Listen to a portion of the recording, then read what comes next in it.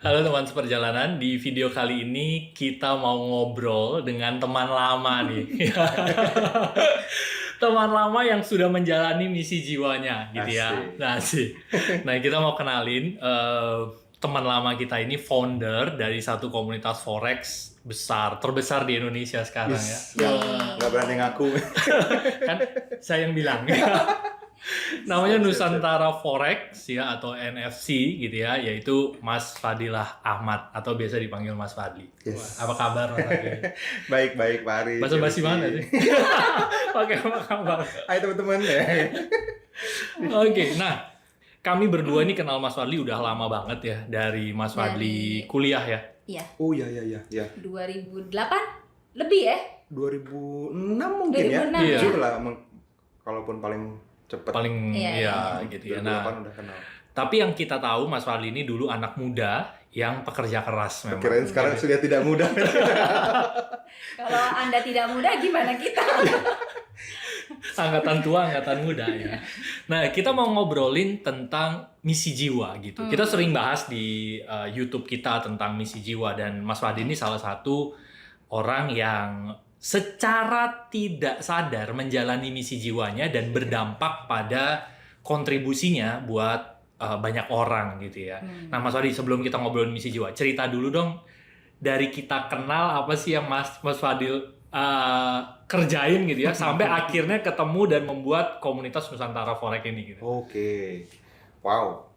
Kalau kita rewind singkat dari tahun 2007 mungkin pertama ketemu ya, atau 2006 mungkin sama Pak Ari sama Cerusi itu dulu kita kenal di sebuah perusahaan MLM teman-teman. Iya. Makanya bisa dibilang saya setuju kalau dulu dibilang anak muda yang kerja keras karena keras sekali kerjanya. Gitu ya. Jadi memang kita pulang malam gitu ya, kadang nggak pulang, keluar kota segala macam kan. Dari rumah saya ke rumah Pak Ari itu kan Pak Ari leader saya. Jadi kadang dia yang bantuin saya di jaringan gitu. Kadang saya juga keluar kota belajar ke kota beliau kan, udah bisnis luar kota kan. Belum luar negeri aja ya. Cuman belum keluar negeri aja gitu kita. Itu bertahun-tahun kita bangun bisnis MLM, ya lumayan gitu ya, bisa dibilang bukan gagal juga, ya lumayan lah. Terus akhirnya seiring berjalan waktu tertarik di bidang asuransi, sempat jadi agen asuransi sampai naik level ke manajer dan seterusnya. Tapi terus mulai asik bisnis pribadi juga di sana. Dulu waktu itu sempat bikin keripik tempe Bandung gitu kan, Ya. keripik pisang Lampung dulu kayak gitu-gitu. Oke. Wah, reselleran gitu, punya reseller segala macam sama Mas Charles dulu tuh. Pernah tuh barengan kan dulu. Masalah tuh yang sering Zoom ya, kalau teman-teman udah ikut yang Ya, VIP lompatan mungkin itu. beberapa teman-teman tahu Mas Charles kan gitu ya. Itu dulu teman seperjuangan gitu ya. Nah, terus sampai akhirnya sekitar tahun 2015-2016 saya mulai Oke. kenal forex. Oke. Gitu. Mulai kenal trading lah gitu ya. Oke. Oh ya, sempat juga ini ya, jalan di bidang hipnoterapi dulu. Oke. Ya, Gitu, ya. jadi terapis terus dan seterusnya sampai ketemu forex. Dan sebenarnya dari 2014-2015 itu udah trading Pak Ari. Oke. Cuman begitu 2016-2017 itu kita masih ya mungkin sama kalau kayak teman-teman ketemu temen yang trading pasti lebih banyak yang ceritanya loss kan gitu. Ya. Yang ceritanya loss, ceritanya rugi. Per 2018 baru akhirnya kita mulai nemuin cara yang settle. Jadi 2017 akhirnya ketemu tempat belajar yang bagus, terus mulai serius mempraktekin. Lumayan pertamanya survive lama-lama making money. Oke. Nah, tapi baru buat sendiri. Oke. Nah, dulu tuh nggak kepikiran bikin komunitas ini.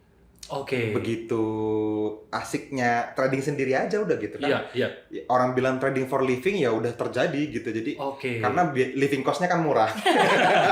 Jadi Iya, gampang iya. ya, Jadi sampai kayak ke trading ya, lain. dulu tuh income 3 juta 4 juta sebulan udah cukup gitu kan. Oke. Jadi Iya, modalnya sekitar 20 sampai 30 juta udah oke banget lah hari Yes. itu. Dapat income 3 juta bisa hidup, 4 juta bisa Iya. hidup, sudah proper living lah gitu walaupun Yes. nggak yang proper banget gitu. Oke. Nah, tapi di sisi lain ada banyak teman-teman yang rugi, yang loss gitu. Ini kok kayaknya punya apa ya? Punya Kayak- dorongan gitu Kayak ya? kewajiban moral gitu. Panggilan Kasihan, ya. ada panggilan di situ. Ada teman deket yang sampai minjem uang ke rentenir sampai barangnya dibawa lagi sama yang minjeminnya gitu.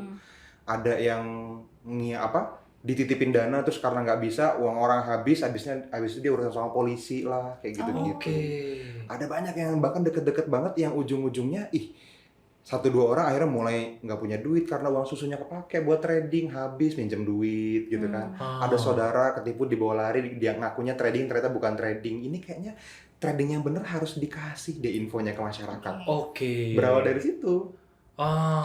Jadi pengen akhirnya kenapa kita punya hashtag Nusantara Teredukasi itu karena kayaknya Nusantara kita ini perlu diedukasi. Gitu. Oke, itu titik baliknya ya. Ada perasaan ingin berkontribusi lah, gitu ya, betul. ke orang banyak untuk apa ya? Untuk lebih teredukasi. Untuk gitu ya. Kayaknya ada punya kewajiban moral untuk giving back to society gitu. Oke. Kita kan experience-nya udah dapet nih, pengalamannya, impiannya beberapa mulai dapet gitu ya, impian-impian kecil. Pertumbuhan diri juga udah lumayan berasa gitu. Oke. Wah, yang belum kontribusinya kayaknya gitu. Oke. Baru bikin komunitas. Oke, nah sekarang gimana memulainya waktu itu, gitu ya? Bener-bener mulai dari cerita aja ke orang-orang gitu, terus akhirnya sampai segede ini gitu ya. Kayaknya sekarang kita cerita nih ya, gimana sampai akhirnya Nusantara Forex bisa sebesar ini gitu. Pasti ada up and down-nya, and shake ya. Shake-nya banyak. 2018 pertengahan kita bikin komunitas ini mulai berdiri. Jadi sampai hari ini kita masih gaungkan hashtag Nusantara Teredukasi di mana-mana dari sejak itu hari pertama kita launch. Oke. Nah, setahun pertama bisa dibilang memang nggak nyari duit. Gitu. Nyari apa berarti? Jadi memang gini, kayak kita tuh stand for something gitu, kayak nih kalau orang jahat terus yang jualan, yang baiknya nggak ada, mereka makin tahu cara megang mic, cara pakai sound yang bagus, makin mudah didengar oleh masyarakat. Ini persepsi profesi trader ini kotor jadinya gitu. Jadi kayak ada sedangkan misi. Aku kan trader, gitu ya? jadi kayak punya misi untuk membersihkan nama traders lah gitu. Sampai hari ini pun masih di titik minus menurutku. Sama kalau kita persepsi profesi yang plus kan dokter gitu pengacara, artis kan gitu ya. Tapi ketika bilang trader, yang suka los itu ya masih kayak gitu kan. Yang dilihat los tetap ya. Yang berantem sama pasangan bukan sih? Yang uangnya habis gitu. Nah, masih kayak gitu di masyarakat. Jadi itu kayaknya aku punya beban moral. Aku nggak apa-apa loh, baik-baik aja dan bisa sebenarnya.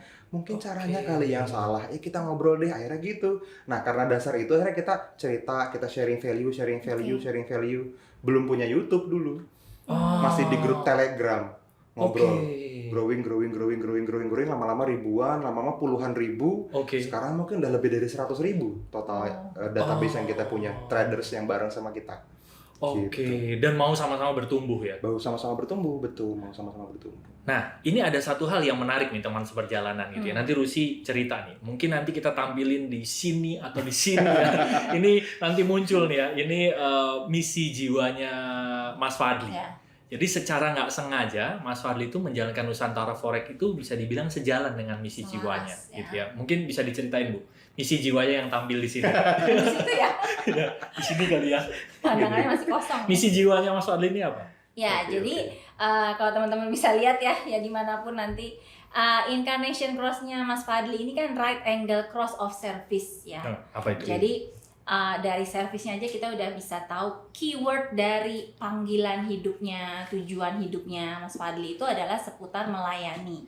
Nah, cuma memang dari melayani aja itu ada beberapa perbedaan gitu.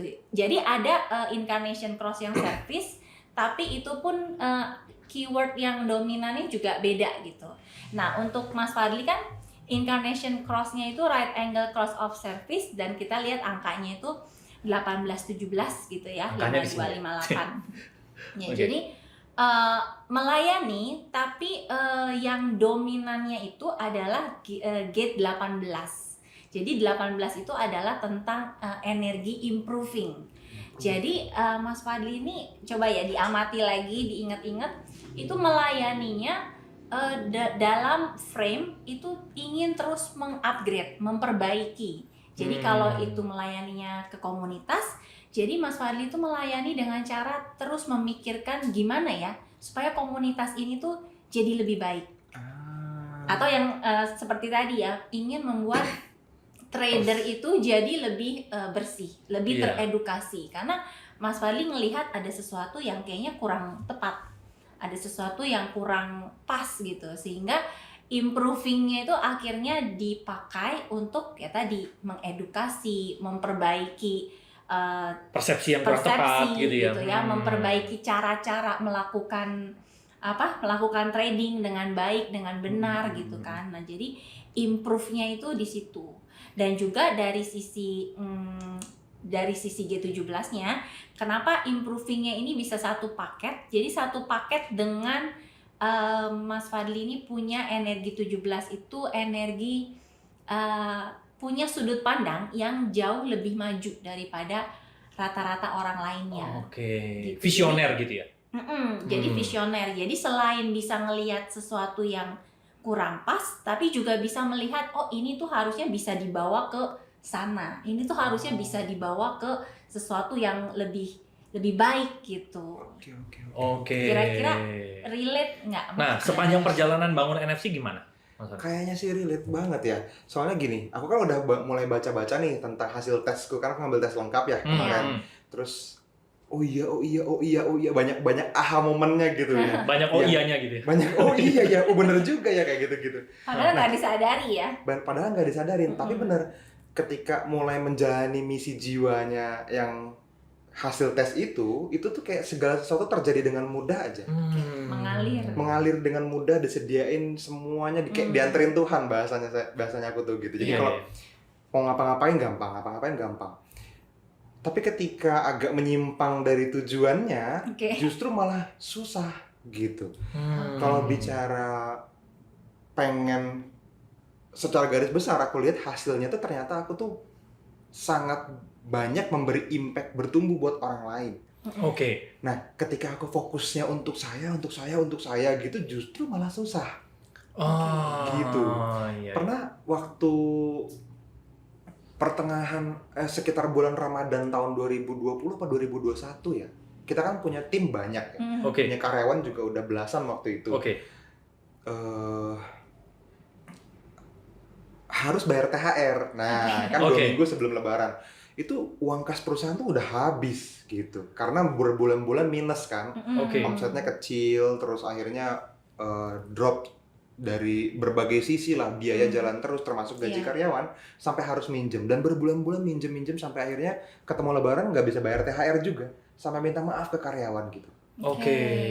Tapi jarak 2-3 bulan itu ketika kita mulai review lagi kenapa sih sebenarnya gitu, apalagi yang bisa kita kasih buat orang. Nah, kata kuncinya ternyata itu.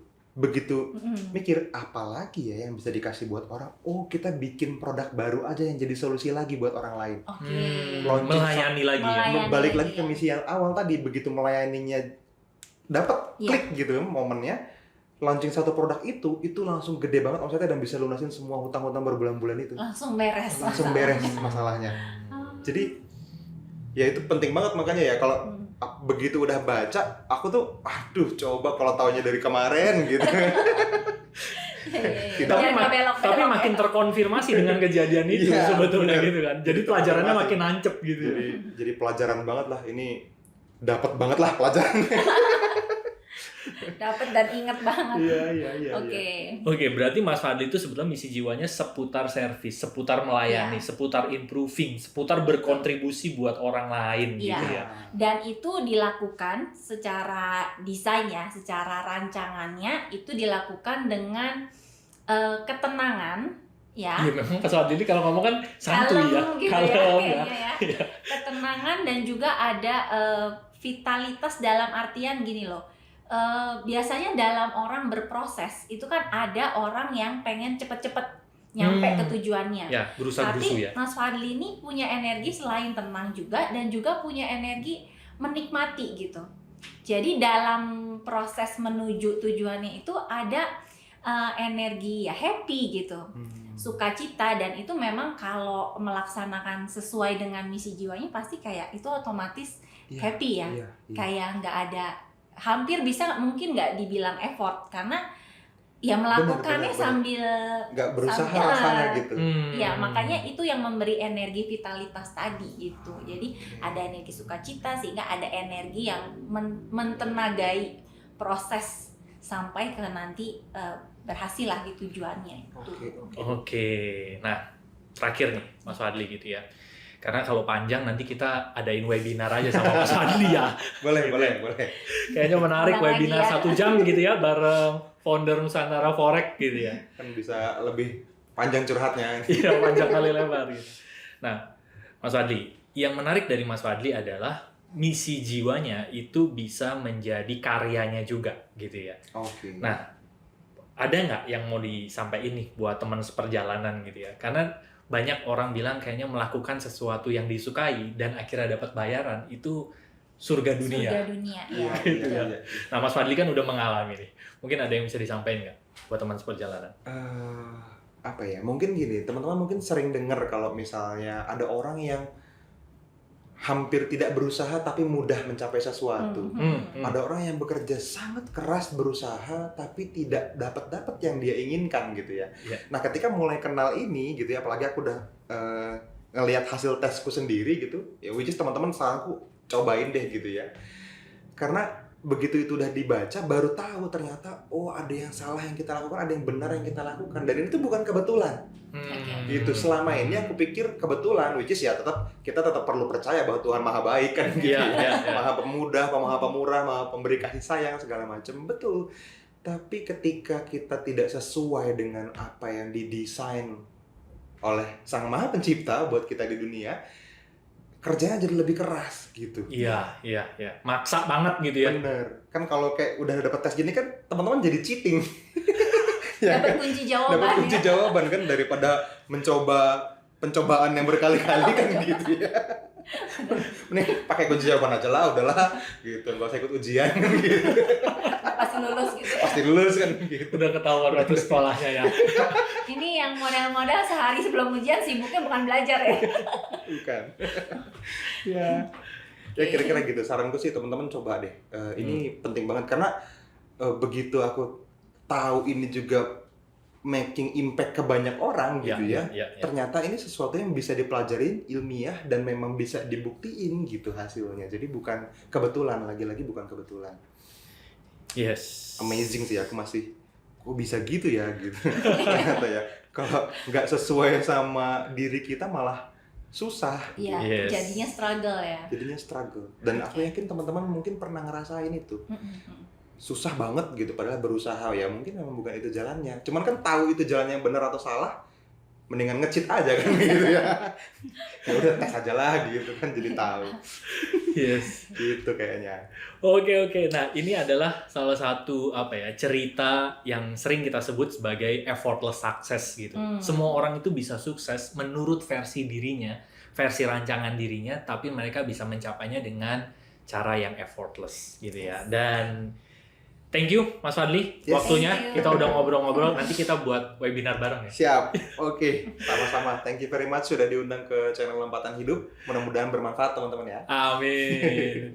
Jadi nanti kita ketemu lagi di episode-episode mendatang dengan teman-teman yang sudah menjalani misi jiwanya. Nah, buat teman-teman yang pengen ngobrol lebih dalam nih, atau mungkin bisa jalan bareng juga, kayak Mas Fadli gini ya, teman-teman bisa ngobrol bareng kita dengan klik link di description di bawah ini, gitu ya. Kita ketemu lagi di episode mendatang. See you, bye-bye. See you.